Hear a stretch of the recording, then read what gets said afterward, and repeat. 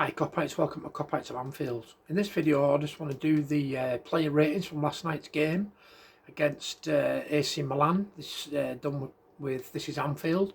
If you guys know of any other more reliable sources rather than that, let me know in the comments below, but let's get started.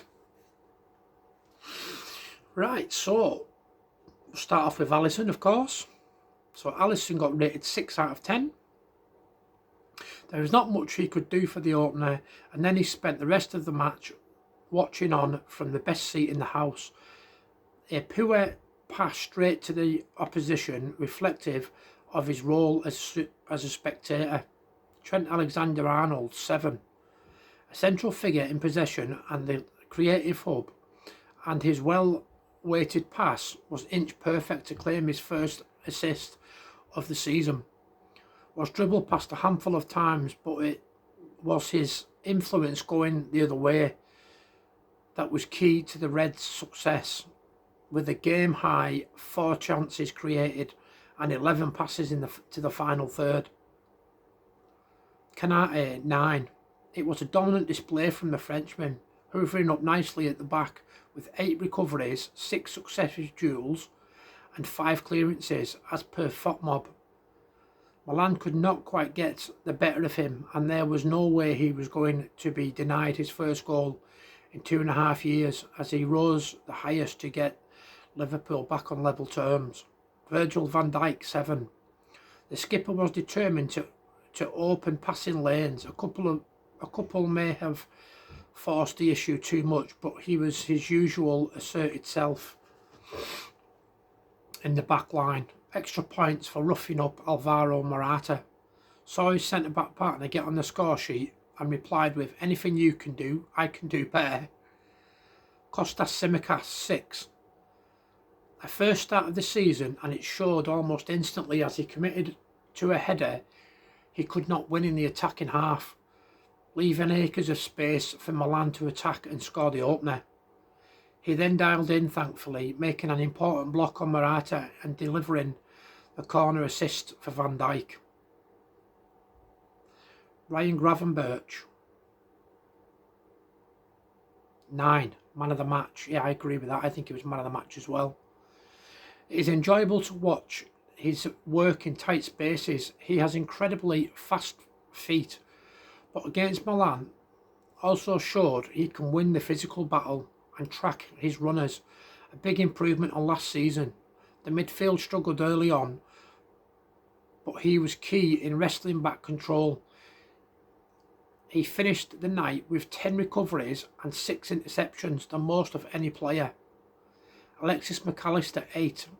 He will be cursing Diogo Jota for not finishing off his brilliant run and pass, and it was one perfect example of what the Argentine can offer further up the pitch with his vision.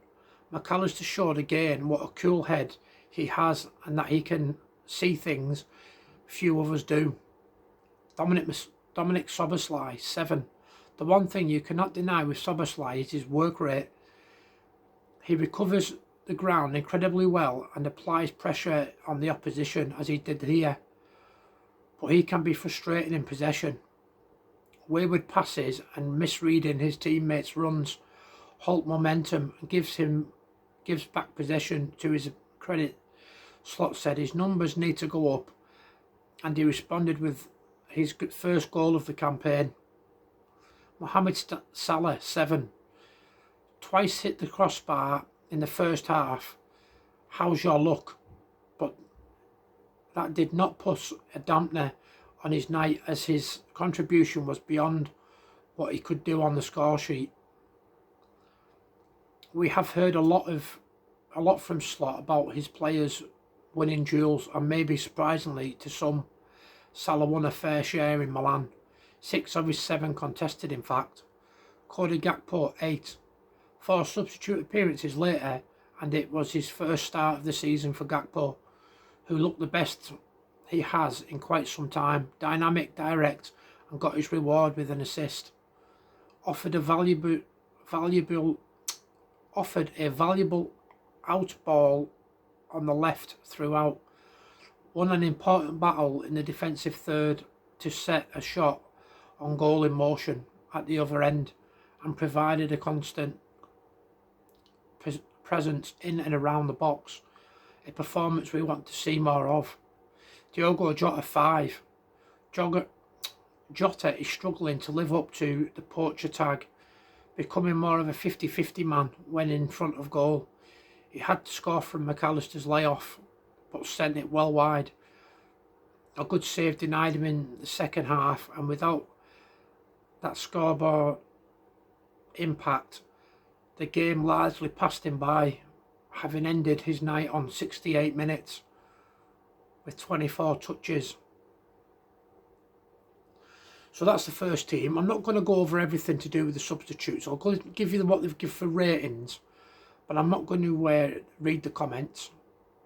So they've given Darwin Núñez a 6, Luis Diaz a 6, Joe Gomez a 5, Wataru Endo not applicable because he didn't come in till after 90th minute, and the same as Federico Chiesa. They both came on in the 92nd minute, so it'd be unfair to give them a rating.